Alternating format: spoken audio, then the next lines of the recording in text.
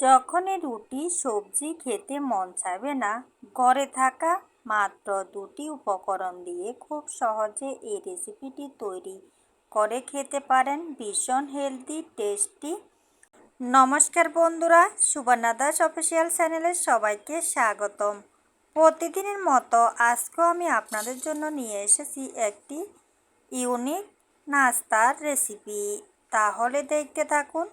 এই রেসিপির জন্য এখানে আমি একটা ছোট সাইজের বাটি মেপে 1.5 বাটি পরিমাণে চিড়া নিয়েছি। আমি এখানে পাতলা চিড়াগুলো নিয়েছি। আপনারা যে কোনো চিড়া দিয়ে এই রেসিপিটি তৈরি করতে পারেন। এবার চিড়ার মধ্যে আমি জল দিয়ে খুব ভালো করে হাত দিয়ে কষলিয়ে 4 থেকে 5 বার জল পাল্টিয়ে ভালো করে ধুয়ে নিয়েছি। এবার এখানে আমি দিয়ে দিচ্ছি 1 কাপ পরিমাণে জল। এবার চিড়ার সাথে খুব ভালো করে মিশিয়ে আমি 10 মিনিটের জন্য রেস্টে রেখে দেব। এই রেসিপিটি বানানো কিন্তু একদম সহজ। মাত্র 10 মিনিটে খুব তাড়াতাড়ি বানিয়ে খেতে পারবেন। এই রেসিপির জন্য এখানে আমি একটা মাঝারি সাইজের আলু সিদ্ধ করে নিয়েছি আগে থেকে। এবার একটা গ্রেটার দিয়ে আলু গ্রেট করে নিচ্ছি। আপনারা চাইলে আলু হাত দিয়েও ম্যাশ করে নিতে পারেন। ভিডিওটি দেখতে দেখতে যারা এই পর্যন্ত এসে একটা লাইক দিতে ভুলে গিয়েছেন, একটা লাইক দিয়ে পাশে থাকুন। আর ভিডিওটি কেউ স্কিপ করে দেখবেন না। স্কিপ করলে কিন্তু আপনারা বুঝতে পারবেন না যে এই রেসিপির মধ্যে আমি কি কি উপকরণ দিচ্ছি। আলু আমি খুব সুন্দর করে গ্রেটার দিয়ে গ্রেট করে নিয়েছি। এবার গ্রেট করা আলু আমি এক পাশে রেখে দিচ্ছি। 10 মিনিট আমি চিড়া জল দিয়ে ভিজিয়ে রেখেছিলাম। দেখুন বন্ধুরা, এখানে যে জল দিয়েছিলাম জল একদম শুকিয়ে গিয়েছে আর চিড়াও কিন্তু খুব ভালো করে ভিজে গিয়েছে। এবার এখানে আমি দিয়ে দিচ্ছি গ্রেট করা সিদ্ধ আলু। এবার দিয়ে দিচ্ছি আমি স্বাদ মতো লবণ, হাফ চামচের মতো চিলি ফ্লেক্স দিয়ে দিলাম, হাফ চামচের মতো ভাজা জিরের গুঁড়ো দিয়ে দিলাম। এবার এখানে আমি দিয়ে দিচ্ছি ম্যাগি মশলা। এখানে কিন্তু আমি আর কোনো মশলা ব্যবহার করব না। এই মশলা দিয়ে আমি এই নাস্তার রেসিপিটি তৈরি করব। দিয়ে দিলাম আমি ধনিয়া পাতা কুচি। এবার এখানে আমি দিয়ে দিচ্ছি ছোট একটা বাটি মেপে 1 বাটি পরিমাণে আটা। আপনারা চাইলে এখানে আটার পরিবর্তে ময়দা দিয়েও এই রেসিপিটি তৈরি করতে পারেন। রোজ রোজ একই রকম রুটি পরোটা খেয়ে বোর হয়ে গেলে আলু আর চিড়া দিয়ে খুব সহজে এই নাস্তার রেসিপিটি সকালে বানিয়ে একবার খেতে পারেন। একবার খেলে কিন্তু বারবার খেতে মন চাইবে। এবার আমি খুব ভালো করে হাত দিয়ে ডো তৈরি করে নেব। আমরা যেরকম রুটির জন্য ডো তৈরি করে নিই সেরকমভাবে একটা সুন্দর করে ডো তৈরি করে নিতে হবে। আমার এই রেসিপিটি যদি আপনাদের ভালো লেগে থাকে তাহলে লাইক কমেন্ট শেয়ার করে দেবেন।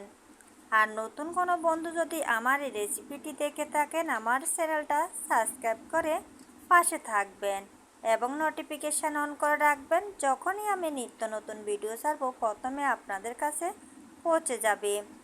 দেখুন বন্ধুরা, এখানে আলু দেওয়াতে হাতের মধ্যে লেগে যাচ্ছে, তাই আমি এখানে দিয়ে দিলাম 1 চামচ পরিমাণে সাদা তেল। এবার তেল দেওয়ার পর আবারও খুব ভালো করে আমি মাখিয়ে নিচ্ছি। দেখুন বন্ধুরা, তেল দেওয়ার পর কিন্তু হাতের মধ্যে একদম লেগে যাচ্ছে না। আপনারা অবশ্যই 1 চামচ পরিমাণে তেল ব্যবহার করবেন, তাহলে এই ডোটা খুবই সুন্দর হবে। ডো আমার একদম রেডি হয়ে গিয়েছে। এবার আমি ছোট ছোট করে লেচি কেটে নিচ্ছি। আমরা লুচি তৈরি করার জন্য যে সাইজের লেচি কেটে নিই সেই রকম করে ছোট ছোট করে লেচি কেটে নিচ্ছি। একই রকম করে আমি সব লেচিগুলো কেটে নিয়েছি। এবার হাত দিয়ে খুব ভালো করে লেচিগুলো গোল করে নিচ্ছি। এই নাস্তাটি বানানো কিন্তু একদম সহজ। হাতে যদি 10 মিনিট সময় থাকে খুব সহজে বানিয়ে খেতে পারবেন। এবার এখানে আমি একটা লেচি নিয়েছি। দেখুন বন্ধুরা, এবার একটু আটা দিয়ে দিলাম। আটা দিয়ে খুব ভালো করে গোল করে নিয়েছি। এবার সুন্দর করে বেলে নেব। আমি একদম বড় করব না, আমরা লুচির জন্য যেরকম সাইজ করে বেলে নিই সেরকম সাইজ মতো করে ছোট করে বেলে নেব। আপনারা তো ব্রেকফাস্টে অনেক কিছু বানিয়ে খেয়েছেন বা খান। একবার এইভাবে এই রেসিপিটি ব্রেকফাস্টে বানিয়ে খাবেন, দেখবেন একদিন খেলে রোজ খেতে মন চাইবে। একটা আমার তৈরি হয়ে গিয়েছে। এবার আমি একটা প্লেটের মধ্যে নিয়ে নিলাম। একই রকম করে আমি আরেকটা বেলে আপনাদেরকে দেখাবো। আবারও আমি ছোট একটা লেচি নিয়েছি। একদম সুন্দর করে আমরা যেরকম লুচির জন্য তৈরি করি সেরকমভাবে তৈরি করে নেব। দেখুন বন্ধুরা, আরেকটা বেলে আপনাদেরকে দেখিয়েছি যাতে আপনারা খুব সহজভাবে এটি তৈরি করে খেতে পারেন। দেখুন দেখতে কতটা সুন্দর লাগছে। একই রকম করে আমি সবগুলো তৈরি করে নিব। এবার চুলায় একটা কড়া বসিয়ে দিলাম। কড়ার মধ্যে আমি দিয়ে দিলাম তেল। এই রেসিপিটি আমি বাসা তেলে ভাজবো, তাই তেলের পরিমাণটা একটু বেশি দিয়েছি। এবার এক পিস আমি নাস্তা দিয়ে দিলাম। দেওয়ার পর এভাবে খুন্তির সাহায্যে লাড়িয়ে দেবেন। দেখবেন 1 থেকে 1.5 মিনিট পর খুব সুন্দর করে ফুলে উঠবে। দেখুন বন্ধুরা, তেলের উপর কিন্তু খুব সুন্দর করে ভেসে উঠেছে। এবার আমি এক পাশ উল্টিয়ে দিচ্ছি। এভাবেই আমি এপাশ ওপাশ উল্টিয়ে হালকা লাল করে ভেজে নেব।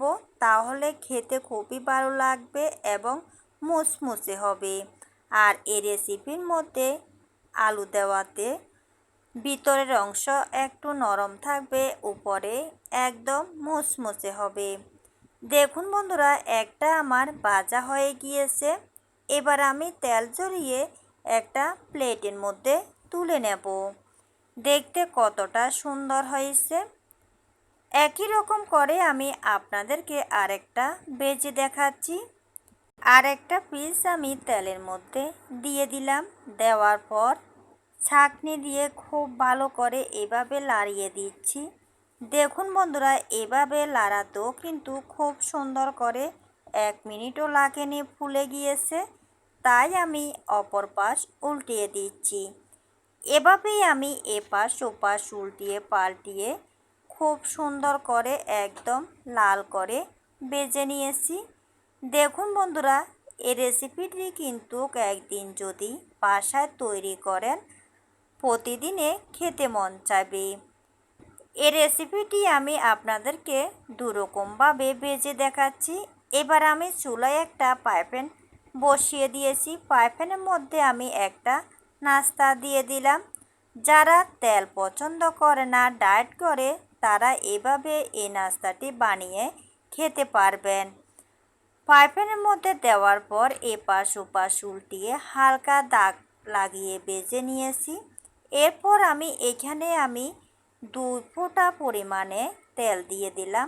আপনারা এখানে তেলটা ব্যবহার না করলেও পারবেন। এবার এপাশ ওপাশ উল্টিয়ে হালকা দাগ লাগিয়ে ভেজে নেব, তাহলে খেতে কিন্তু খুবই ভালো লাগবে। দেখুন বন্ধুরা, খুব সুন্দর করে ভেজে নিয়েছি। একই রকম করে আমি সব নাস্তাগুলো তৈরি করে নিয়েছি। দেখুন বন্ধুরা, কতটা সুন্দর হয়েছে এবং একদম ফুলকো হয়েছে। আপনাদের কাছে আমার এই রেসিপিটি কেমন লেগেছে অবশ্যই একটা কমেন্ট করে জানাতে ভুলবেন না। এবার আমি তেল ছাড়া যেগুলো তৈরি করে নিয়েছি, দেখুন বন্ধুরা, এই নাস্তাগুলো কিন্তু একদম নরম তুলতুলে হয়েছে এবং খেতেও ভীষণ ভালো লেগেছে। যারা তেল পছন্দ করে না, ডায়েট করে, তাদের জন্য এই নাস্তাটি তেল ছাড়াও এভাবে ভেজে দিতে পারেন। আজ এ পর্যন্তই বন্ধুরা, সবাই ভালো থাকবেন, সুস্থ থাকবেন। আবার চলে আসবো নতুন একটা রেসিপির সাথে। সবাই ভালো থাকবেন, সুস্থ থাকবেন।